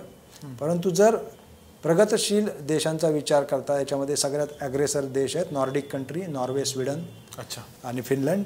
तर या देशामध्ये जर तुमचं हार्ट बंद पडलं तर 50 ते 60% चान्स आहे की तुमचा जीव वाचवला जाईल. एवढी तफावत आहे भारतामध्ये आणि इतर देशांमध्ये. तर जेव्हा एखाद्याचं हार्ट बंद पडतं, जर तुम्ही त्याला CPR दिला व्यवस्थित, त्याला व्यवस्थित आमच्यासारख्या डॉक्टरकडे आणलं, तर आम्ही 50% चान्स आहे आम्ही त्याचा जीव वाचू. भारतासारख्या ठिकाणी 5% लोकसुद्धा याच्यातून वाचू शकत नाही. म्हणूनच आम्ही हृदयमित्र फाउंडेशनच्या वतीनं CPR टेक्निक शिकवण्याचा प्रयत्न करतो. असं असतं, CPR कोण देतं? जो आजूबाजूला उभा आहे तोच माणूस देतो. ते डॉक्टर पोचू शकत नाही, ॲम्ब्युलन्स पोचू शकत नाही, आमची नर्स पोचू शकत नाही. जेव्हा तुम्ही CPR देणार आणि आम्हाला फोन करणार, तेव्हा ॲम्ब्युलन्स येणार, हॉस्पिटलमधली लोक तिथे पोचणार. आणि पण ही सगळ्यात क्रुशियल वेळ आहे. मगाशी मी सांगितलं गोल्डन आवर, इथं गोल्डन 3 मिनिटं आहेत, आवर नाही आहे, फक्त 3 मिनिटं आहेत तुमच्याकडे. तर तुम्ही या 3 मिनिटामध्ये त्या माणसाचा जीव वाचवला तर तो माणूस जगणार आहे. तर तुम्ही या 3 मिनिटात काही केलं नाही तर तो माणूस मरून जाणार आहे. CPR द्यायला कसं आहे, ब्रेन डेड 3 मिनिटात होतो, आणि CPR द्यायचा असेल तर तुम्ही 30 सेकंदात CPR चालू करायचं आहे, विदिन मॅटर ऑफ सेकंड्स. आणि हे थोडं कसं असतं, हेल्थ केअर म्हणजे मिशन मोडप्रमाणे काम करायला लागतं. इथे काय पैशाचा विचार केला जात नाही.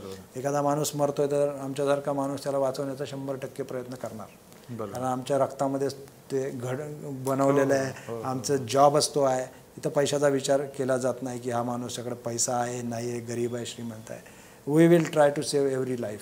आणि सर, CPRची ऍक्टिव्हिटी इतकी महत्वाची आहे, मग ती डायरेक्टली शाळांमधून, आता ऍक्च्युअली तुम्हाला तो प्रश्न विचारणं चूक आहे, पण शाळांमधूनच शिकवली जायला पाहिजे. मग अगदी बरोबर आहे. CPR हे सर्व माणसांना CPR यायलाच पाहिजे. मी शाळांमध्ये म्हणणार नाही, कदाचित CPR करायला खूप ताकद लागते. तुम्हाला मी वाटलं तर आपल्या संस्थेसाठी आपण CPR ऑर्गनाईज करूया. CPR करायला माझ्यासारखा किंवा तुमच्यासारखा माणूस 2 मिनिटं सुद्धा CPR देऊ शकणार नाही. CPR करायला माणसाच्या शरीरामध्ये ताकद पाहिजे. आणि जनरली मी म्हणेल की जे समजा 11वी 12वीतली जी मुलं आहेत, 17-18, ती CPR देऊ शकतील, परंतु 15 वर्षाच्या खालच्या मुलांना CPR देणं, CPRची कन्सेप्ट त्यांना माहिती असू शकते, परंतु CPR द्यायला तुमच्या अंगामध्ये थोडी ताकद पाहिजे. कारण तुम्हाला त्या माणसाच्या छातीवरती प्रेशर द्यायचं आहे आणि त्याचा हार्ट मसाज द्यायचा आहे. आणि हार्ट मसाज 100 एका मिनिटामध्ये तुम्हाला 100 वेळा पंप मारायचा आहे, आणि याला खूप एनर्जी लागते. आणि इवन ट्रेंड माणूस जरी असेल तर तो 2 मिनिटं 3 मिनिटं मॅक्सिमम CPR देऊ शकतो. आमची टीम असते, एक माणूस CPR देत नाही, मी दिला, माझ्यानंतर माझी नर्स देईल, त्यानंतर माझा वॉर्ड बॉय देईल, आमच्यातले सगळे माणसं ट्रेंड असतात. आमचा प्रत्येक मामा मावशीला CPR येतो, आणि तेही आमच्या टीमचे अत्यंत महत्त्वाचे घटक असतात. जेव्हा पेशंटला आम्ही हार्ट अटॅकचे डॉक्टर्स किंवा हार्टमधले जे लोक आहेत ते टीम्समध्ये काम करतो, सांगायला आनंद वाटतो की आमच्या टीममध्ये जे मामा मावशी वॉर्ड बॉय सगळे एकसारखे काम करतात. आणि आमचं एक मिशन असतं की या पेशंटचा जीव वाचला पाहिजे, आणि आपल्याकडनं कुठलीही गोष्ट अशी घडता कामा नये की त्या माणसाच्या जीवाला धोका होईल.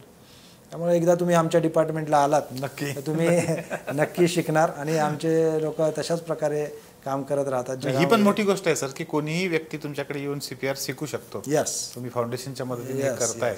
यस, आम्ही तुम्हाला कधीही CPR शिकवायला तयार आहोत. एक 20-25 किंवा 15-20ची बॅच असेल तर जास्त फायद्याचं ठरतं, मोटिवेशन मिळतं सगळ्यांना करताना बघून. आणि एक आम्ही लेक्चर देतो की जसं मी मगाशी सांगितलं की CPR म्हणजे काय, CPR कधी करायचा, माणूस बेशुद्ध झालाय का दारू पिऊन पडलाय कसं ओळखायचं, बरोबर, झोपलाय तो हे कसं ओळखायचं. नाही तर तुम्ही एखाद्या झोपलेल्या माणसाला CPR चालू कराल, तो आरडाओरडा करत उठेल. म्हणजे हे आयडेंटिफाय कसं करायचं की कुणाला CPRची गरज आहे. आणि या सर्व गोष्टी आम्ही तुम्हाला शिकवू, फार काही वेळ लागणार नाही. 1-8 तासाचं लेक्चर फार आहे तुमच्यासाठी म्हणजे शिकायला. आणि आम्ही तुम्हाला बेसिक शिकवतो. आम्ही तुम्हाला एक नॉन मेडिकल पर्सनच्या हिशोबाने किंवा त्या भाषेत तुम्हाला शिकवलं जातं, आणि त्याच्या मागची जी काय सायन्स आहे ती मात्र तुम्हाला एवढी शिकण्याची गरज नाही. तुम्हाला एक फर्स्ट एड, प्राथमिक उपचार या दृष्टीने तुम्हाला ते शिकायचं खूप महत्त्वाचा असतो. आम्ही बरेच police personnel, fire brigade, home guards, हे जे फ्रंटलाईन वर्कर लोक आहेत समाजासाठी काम करतात त्यांना आम्ही शिकवत असतो. आणि एक चांगली गोष्ट आहे, शिका सगळ्यांनी CPR. आपण आपल्या घरच्यांचे, आईवडिलांचे, बहीण भावाचे जीव याच्याने मित्रांचे वाचवू शकता. सर अलीकडे आता हे जे वॉच वगैरे येतात, स्मार्ट वॉच येतात, त्याच्यामध्ये ते दाखवतात की तुम्ही चालले किती, तुमचं ते ECG, अगदी ECG पण त्याच्यामध्ये दाखवतात काही काही ठिकाणी. म्हणजे अगदी अलीकडे तुम्ही काही ठिकाणी वाचलंय की तुमचा BP पण त्याच्यामध्ये आता दाखवायला सुरुवात केली आहे त्यांनी. तर हे जे उपकरणं असतात हे कितपत फायदेशीर असतात? तर याला स्मार्ट टेक्नॉलॉजीज आपण म्हणू शकतात. Smart watches, smart technology. आणि ही टेक्नॉलॉजी गेल्या 2 दशकामध्ये प्रचंड वेगाने इव्हॉल्व होते. त्याच्यामध्ये नवीन नवीन रिसर्च घडतोय आणि नवीन नवीन अल्गोरिदम्स त्याच्यामध्ये येत आहेत. तर आत्ताच्या घडीला जे काही मोठ्या कंपन्या आहेत, जसं ॲपल म्हणा, सॅमसंग म्हणा, किंवा अजून टायटन म्हणा, किंवा अशा ज्या ज्या कंपन्या आहेत, हे स्मार्ट वॉचेस घेऊन येत आहेत. आणि स्मार्ट वॉचेसमध्ये बरेच सेन्सॉर्स त्याच्यामध्ये देतात. त्याच्यामध्ये ऑक्सिजन सॅच्युरेशनचा सेन्सॉर आहे, त्याच्यामध्ये तुमचा ECG काढायचा एक आता नवीन टेक्नॉलॉजी त्याच्यामध्ये आहे. ब्लड प्रेशरची जी टेक्नॉलॉजी आहे ती अजून इतकी रिलायबल नाही आहे. त्याला मान्यता आमच्या ज्या संस्था आहेत त्यांच्याकडून नाही आहे. त्याला FDA अमेरिका किंवा युरोप यांच्याकडून मान्यता नाही आहे, कारण त्याचे अल्गोरिदम अजून एवढे स्ट्रॉंग नाही आहेत. ब्लड प्रेशरची मी म्हणेल की त्याच्यावरती आपण रिलाय करू शकणार नाही. ECGच्या बाबतीत बोलता तर ECGमध्ये पण जर तुम्ही ॲपल वॉचचा किंवा सॅमसंग वॉचचा ECG घ्याल तर त्याच्यामध्ये व्हायब्रेशन्स खूप येतात आणि फॉल्स अलार्म्स येण्याची शक्यता जास्त आहे. बरेचदा पेशंट आमच्याकडे येतात की ते म्हणतात की ECG माझा, आत्ताच एक पेशंट आला माझ्याकडे, तो त्याचे मुलं अमेरिकेत असतात, त्यांनी त्याला ॲपल वॉच प्रेझेंट केलेला आहे आणि त्याला ॲपल वॉच घातलेलं आणि त्याच्यामध्ये त्याला अलर्ट आला की AF नावाचा एक प्रॉब्लेम दाखवतं. म्हणून ते काका माझ्याकडे आले, माझे जुने पेशंट आहेत. ते म्हटले डॉक्टर साहेब मला ECG असं दाखवत आहे की AF नावाचा प्रॉब्लेम. म्हटलं काका घाबरू नका, हे काही खरं म्हणजे फॉल्स अलार्म म्हणता येईल, खोटा अलार्म आला तर असं होऊ शकतं. म्हटलं आपण त्यांची टेस्ट केली, ECG काढला, त्याच्यामध्ये AF नव्हता. आणि जो रेकॉर्डिंग आलेला ॲपल वॉचमध्ये किंवा त्याच्याबरोबर जे सॉफ्टवेअर येतं त्याच्यामध्ये, त्याच्यातही काही AF नव्हता. तर मला सांगायचं असं आहे की हे जे अल्गोरिदम्स आहेत, आर्टिफिशियल इंटेलिजन्स आत्ता जोरदार काम करता गेल्या 1-2 वर्षापासून ॲक्च्युअल लेवलला. तर AI मुळे याचा परिणामकारकता वाढेल, त्याचे जे अल्गोरिदम्स आहेत ते सुधारतील आणि तेव्हा आपल्याला एक बेटर ECG क्वालिटी मिळेल. आणि ही जी वॉच दिस स्पेस असं म्हणेल की हे टेक्नॉलॉजी इव्हॉल्व होणार आहे. ब्लड प्रेशर पण याच्यामध्ये तुम्हाला रिलायबिलिटी येईल, आज नाही येते. आणि बऱ्याच गोष्टी या तुम्हाला वेअरेबल डिव्हायसेसमध्ये तुम्हाला मिळतील याच्यापुढे. आत्ता एक रिंग आलेली आहे, तुम्हाला माहिती आहे की नाही, आपण हाताची जी रिंग घालता, अंगठीमध्ये वेअरेबल टेक्नॉलॉजी असलेली अंगठी आता मला वाटतं सॅमसंगची अवेलेबल आहे इथे. आणि अशा नवीन नवीन कंपन्या त्याच्यामध्ये घेऊन येतात. पेंडंट येणार आहे किंवा आहे, पॅच आहेत आमच्याकडे, जे छातीला पॅच लावला तर 24 तासाचं ECG देतो. अशा वेगवेगळ्या प्रकारच्या टेक्नॉलॉजी नवीन टेक्नॉलॉजी आहेत. आणि त्याच्यामध्ये जसं काही टेक्नॉलॉजी ज्या रिलायबल आहेत आणि काही टेक्नॉलॉजी ज्या रिलायबल नाही, तर तुम्हाला डॉक्टरकडे जायला लागणार आणि तो जो अलर्ट आला आहे तो खरा आहे का खोटा आहे हे समजून घ्यायला लागणार आहे. फायदे पण होतात. उदाहरण द्यायचं झालं तर माझा एक मित्र आहे, वॉशिंग्टनमध्ये राहतो, आणि त्याला करोनाच्या टाईममध्ये त्याच्याकडे ॲपल वॉच होतं. तो मला म्हणाला की अरे माझा हार्ट रेट वाढायला लागला आहे, आणि हार्ट रेट जो नेहमी 70-80 असायचा, आता माझा हार्ट रेट 110-120 दाखवत आहे माझं घड्याळ. म्हटलं मला कळत नाही आहे काय प्रॉब्लेम आहे. त्याला म्हटलं तुला दुसरा काय त्रास होतो? म्हटलं मला अजून तरी तसं काही त्रास होत नाही. त्याला म्हटलं तुला व्हायरस होणार आहे असं मला वाटतं, आणि तू वॉच कर, म्हटलं थांब जरा आणि आराम कर, तुला करोना झालेला असणार आहे असं मला वाटलं. आणि 2 दिवसांनी त्याचा परत फोन आला की यस यू आर राईट, मला आता ताप आलेला आहे आणि मला करोना झालेला आहे. म्हणजे त्यावेळेला जो ताप होता तो करोनाच होता, त्यामुळे टेस्ट करायची गरज नाही. परंतु आमचा अनुभव असा आहे की जसं हे तुम्हाला एक अलर्ट देऊ शकतं वॉच. जरी ECG रिलायबल नसला तरी तुमच्या बॉडीमध्ये काही फरक झाला, उदाहरणार्थ हार्ट रेट हा एक इंडिकेटर आहे. जर तुमचा हार्ट रेट काही कारण नसताना वाढायला लागला किंवा अचानक हार्ट रेट काही कारण नसताना कमी व्हायला लागला, तर तुम्हाला हे समजतं की बॉडीमध्ये काहीतरी फरक होतोय. आणि याचा अर्थ तुम्हाला डॉक्टरांकडे जाऊन चेकअप नक्की करून घेता येईल. आणि या दृष्टीने ही टेक्नॉलॉजी आत्ता सध्या तरी कामाची असं मी निश्चितपणे ती तुम्हाला अलर्ट देऊ शकते. सर ते पेसमेकर काय असतं? पेसमेकर म्हणजे एक युनिट आहे.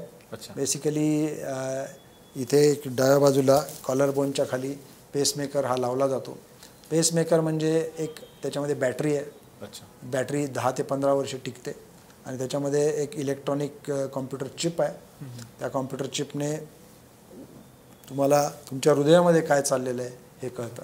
तर या कॉम्प्युटर चिपमध्ये I think pacemaker is one of the Marvels of medical sciences असं म्हणेल. जगामध्ये इन्व्हेन्शनमध्ये पेसमेकरचा नंबर सगळ्यात बऱ्यापैकी टॉपला येईल मेडिकल टेक्नॉलॉजीजमध्ये. तर काय असतं की जेव्हा आपण वय होतं जसं तुम्हाला मोतीबिंदू होतो, चष्मा लागतो, केस पांढरे व्हायला लागतात, तसं हृदयाची जी इलेक्ट्रिक सिस्टम आहे, हृदय हे इलेक्ट्रिसिटीवर चालतं. बऱ्याचशा लोकांना माहितीच नसतं की हृदय कसं चालतं. तर हृदय पण इलेक्ट्रिकवर चालतं. इलेक्ट्रिक सिग्नल असतो, तो चालू होतो SA नोड नावाच्या जागेतून आणि तो खाली जातो. AV नोड नावाची एक जागा आहे मध्य भागामध्ये आणि मग तो पसरतो. तर हा जो इलेक्ट्रिक सिग्नल आहे, जेव्हा याचं जनरेशनला फॉल्ट येतो म्हणजे तो सिग्नल जनरेटच होत नाही किंवा झालेला सिग्नल खाली ट्रान्समिट होत नाही म्हणजे मध्ये रस्त्यात ब्लॉक झाला, त्याला हार्ट ब्लॉक म्हणतात. ओके, जसं तुम्ही म्हणता ना गाडी रस्त्यात थांबली तसं हा सिग्नल रस्त्यात थांबला त्याला म्हणायचं ब्लॉक झाला, त्याला म्हणतो आपण हार्ट ब्लॉक झाला. जेव्हा या माणसांना हार्ट ब्लॉक होतो त्याला कम्प्लीट हार्ट ब्लॉक किंवा सेकंड डिग्री हार्ट ब्लॉक, या आमच्या मेडिकलच्या टर्म्स आहेत पण त्याच्यात जायचं नाही आपल्याला. तर जेव्हा हार्ट ब्लॉक होतो तेव्हा या माणसांना आपल्याला पेसमेकर लावायला लागतो. म्हणजे बेसिकली त्याचा हार्ट रेट समजा 30 होत असेल, 40 होत असेल तर त्या माणसाला दम लागतो किंवा त्याला चक्कर येऊन तो बेशुद्ध पडायला लागतो आणि या माणसाचा हार्ट पेसमेकरशिवाय जगू शकत नाही आणि तो हार्ट बंद पडेल कधीतरी. म्हणजे बंद पडू नये म्हणून आपण काय करायचं असतं, त्याला पेसमेकर लावायचं असतं. पेसमेकर म्हणजे 2 वायर्स असतात युजली. त्या वायर्स हार्टमध्ये आम्ही सोडतो इथून रक्तवाहिनीतून. त्या वायर्स म्हणजे कायमचं लावून ठेवतात, कायमचं लावून ठेवतो. त्याला इलेक्ट्रोड असतो. या वायर म्हणजे आपले साध्या वायर तशा वायर असतात. अगदी त्याला इलेक्ट्रोड असतो आणि इन्सुलेशन असतं. आणि त्या वायरचा जो इलेक्ट्रोड आहे तो हार्टला टच करतो आणि मागचं एंड वायरचं त्या पेसमेकरच्या बॉक्समध्ये आम्ही स्क्रूड्रायव्हरने स्क्रू करतो. 2 वायर, एक अप्पर चेंबरला सोडतो वरच्या चेंबरला, एक खालच्या चेंबरला. तो काय करतो, तो सिग्नल देतो की हृदयामध्ये काय चाललंय, इलेक्ट्रिसिटी आहे, जनरेट होते की नाही. तो त्या सिग्नल इलेक्ट्रोडमधनं सांगतो. जसं तुम्ही त्या फिजिक्समध्ये इन्स्ट्रुमेंटमध्ये कसं लॅबमध्ये हे करता एक्सपेरिमेंट तसंच तो सांगतो की सिग्नल आहे किंवा नाही. तो खूप स्मार्ट असतो.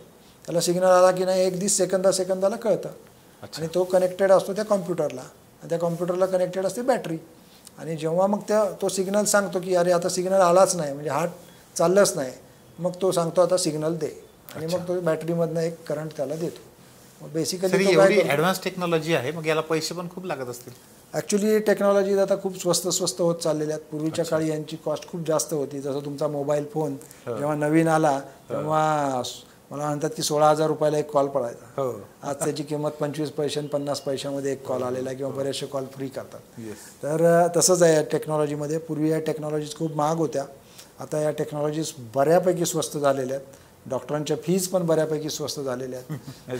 त्याचं कारण काय आहे की बरेच डॉक्टर झाले आहेत, कॉम्पिटिशन आहे मार्केटमध्ये, त्यामुळे रेट्स कमी झालेत खूप त्या मानाने. बघाल की जेव्हा एखादी गोष्ट नवीन मार्केटला येते ती महाग असते, जेव्हा ती जुनी होते त्याची किंमत खूप कमी होते. तसं पेसमेकर जेव्हा आले तेव्हा त्यांची किंमत खूप होती. आज बेस्ट क्वालिटी पेसमेकर तुम्हाला 1,80,000 याच्यामध्ये डबल चेंबर पेसमेकर मिळतो. MRI safe 3 tesla MRI safe best quality model imported अमेरिकेवरून आलेलं किंवा जर्मनी, साधारण 1,80,000 रुपयाला मिळतं. आणि साधारण त्याला बसवण्याचा खर्च वगैरे पकडून, डॉक्टरची फी वगैरे पकडून आज पुण्यामध्ये तुम्ही 3 ते 4 लाख रुपयामध्ये डबल चेंबर पेसमेकर करू शकता आजच्या घडीला कुठल्याही साधारण हॉस्पिटलमध्ये. सर, हेल्थची जेव्हा गोष्ट येते तेव्हा मेडिकल टुरिझम अलीकडच्या काळामध्ये खूप जास्त प्रमाणात वाढते असं म्हणजे म्हणतात लोक. हा मेडिकल टुरिझमचा काय प्रकार आहे नेमका?